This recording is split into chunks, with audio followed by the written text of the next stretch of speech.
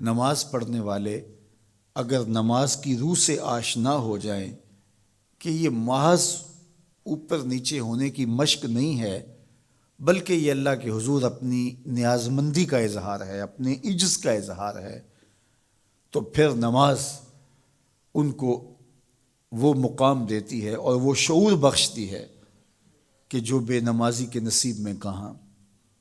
انسان کے اشرف اعضاء اس کے سر میں ہیں، بولنے کی قوت زبان سر میں، دیکھنے کی قوت آنکھیں سر میں، سننے کی قوت کان سر میں، سوچنے کی قوت دماغ سر میں، سونگھنے کی قوت ناک سر میں، اور یہ سر مالک کے در پہ۔ اور زبان سے بندہ کیا کہہ رہا ہے؟ سبحان ربی الاعلی، مالک تو سب سے اعلیٰ ہے۔ اور اپنا رویہ اور عمل کیا ہے کہ اپنی ناک بھی خاک پہ رکھی ہے، پیشانی بھی خاک پہ رکھی ہے، اور باقی اعضاء بھی خاک پہ ہیں۔ تو گویا عملاً یہ بتا رہا ہے مالک مجھ سے نیچا کوئی نہیں اور تجھ سے اونچا کوئی نہیں۔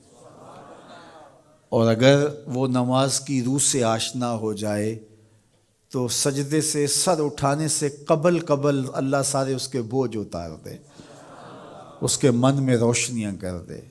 تو نماز بندگی کا شعور دیتی ہے، من میں چراغاں کرتی ہے۔ اللہ کے حضور جھکنے سے بندہ ایسا بندہ کامل بن جاتا ہے کہ پھر وہ کسی اور کے آگے نہیں جھکتا۔ تو اپنی اولاد کو نماز کی محبت دو، نماز کی ترغیب دو، نماز کی عادت دو اور نماز کا حکم دو، اور ان کی عادت راسخ ہو جائے، طبیعت میں پختگی کے ساتھ نماز کو اختیار کرنا ان کی طبع میں جم جائے۔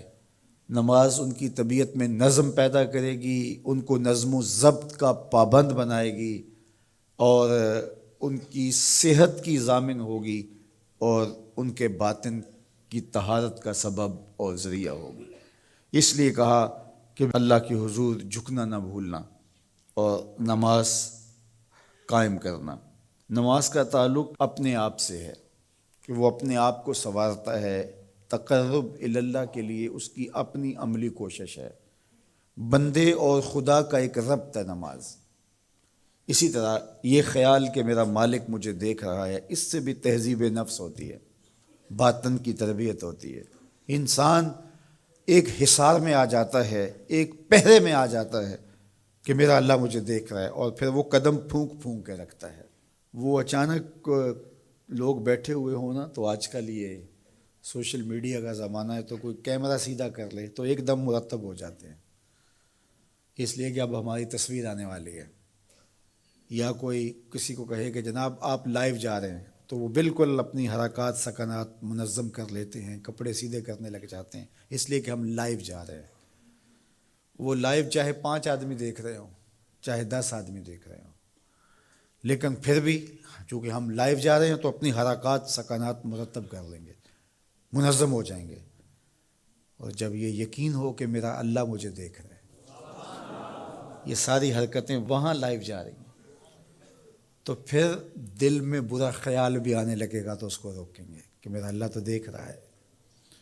پھر بولی بھی مرتب ہو جائے گی، پھر رویے بھی مرتب ہو جائیں گے، طرز معاشرت بھی منظم ہو جائے گا، آنکھیں بھی نہیں بھٹکیں گی، خیال بھی نہیں بہکیں گے، سوچیں بھی آوارہ نہیں ہوں گی، چاہے آپ بند کمرے میں کیوں نہ ہوں، پھر بھی منظم رہیں گے، اس لیے کہ میرا اللہ مجھے دیکھ رہا ہے۔